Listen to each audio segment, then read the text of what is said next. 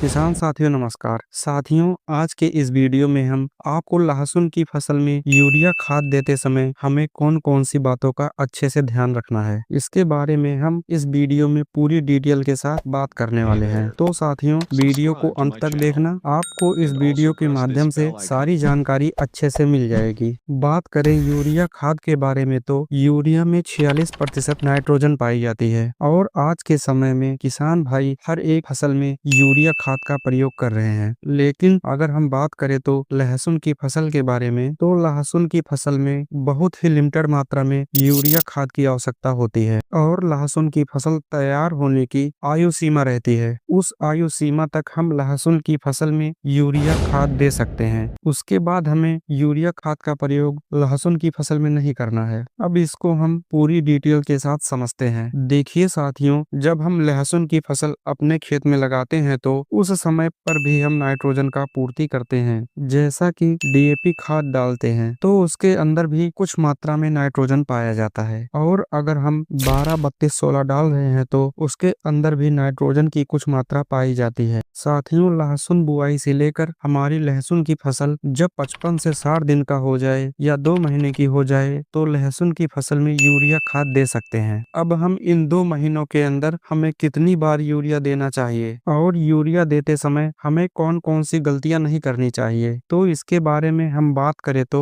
कुछ किसान भाई अपने लहसुन की फसल में कुछ ज्यादा मात्रा में ही यूरिया खाद डाल देते हैं, जिसके वजह से लहसुन के पौधे की जड़ गल सकती है क्योंकि नाइट्रोजन बहुत ही ठंडी होती है। जब ज्यादा मात्रा में नाइट्रोजन जमीन के अंदर जाती है तो लहसुन की जड़ों पर इसका नुकसान देखा जा सकता है। लहसुन की पत्तियां धीरे धीरे करके ऊपरी सिरे से पीली दिखाई देने लगती हैं। तो जितना आपके लहसुन की फसल में नाइट्रोजन की आवश्यकता हो उतना ही खाद डालें। जैसा कि जब आपकी लहसुन की फसल 20 से 30 दिन की बीच में हो जाए तो उस समय पर 25 से लेकर के 30 किलोग्राम प्रति एकड़ के हिसाब से यूरिया खाद दे दें। उसके आगे जब आपकी लहसुन की फसल 40 से लेकर के 50 दिन के बीच में हो जाए तो फिर आप दूसरी बार यूरिया खाद का प्रयोग अपने लहसुन की फसल में कर सकते हैं। और वहीं जब आपकी लहसुन की फसल 60 दिन की हो जाए और अगर आप उस टाइम पर यूरिया खाद का उपयोग करना चाहते हैं तो वहां पर आप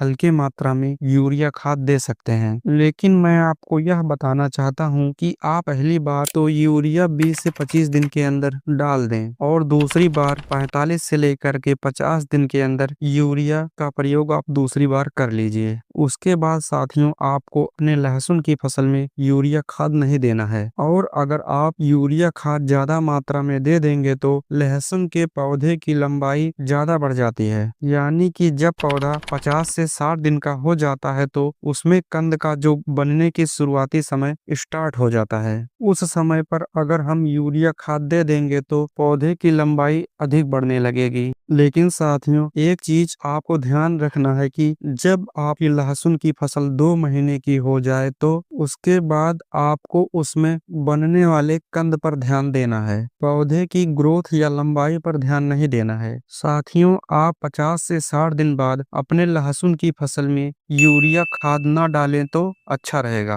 और जब आप 30 से 35 दिन बाद यूरिया खाद डाल रहे हैं तो उससे पहले अपने खेत की निराई गुड़ाई अच्छे से कर लें ताकि खरपतवार जो लहसुन को नुकसान पहुंचाते हैं वो पूरी तरह से समाप्त हो जाएं और यूरिया खाद भी पौधे पर अच्छा काम करेगा। तो ये चीज आपको मुख्य रूप से ध्यान रखना है। बाकी आपको यूरिया खाद ज्यादा मात्रा में अपने लहसुन की फसल में नहीं डालना है। किसान साथियों, यदि आप अपने लहसुन की फसल में अधिक मात्रा में यूरिया का प्रयोग करते हैं तो आपको अपने पैदावार में बहुत ज्यादा नुकसान देखने को मिलेगा। साथियों, यदि आपको लहसुन की कंद को बड़ा और चमकदार और पैदावार में वृद्धि करना है तो इस वीडियो में अगर आप कमेंट करेंगे तो अगला वीडियो आपके लिए कंद बड़ा करने वाला ही होगा।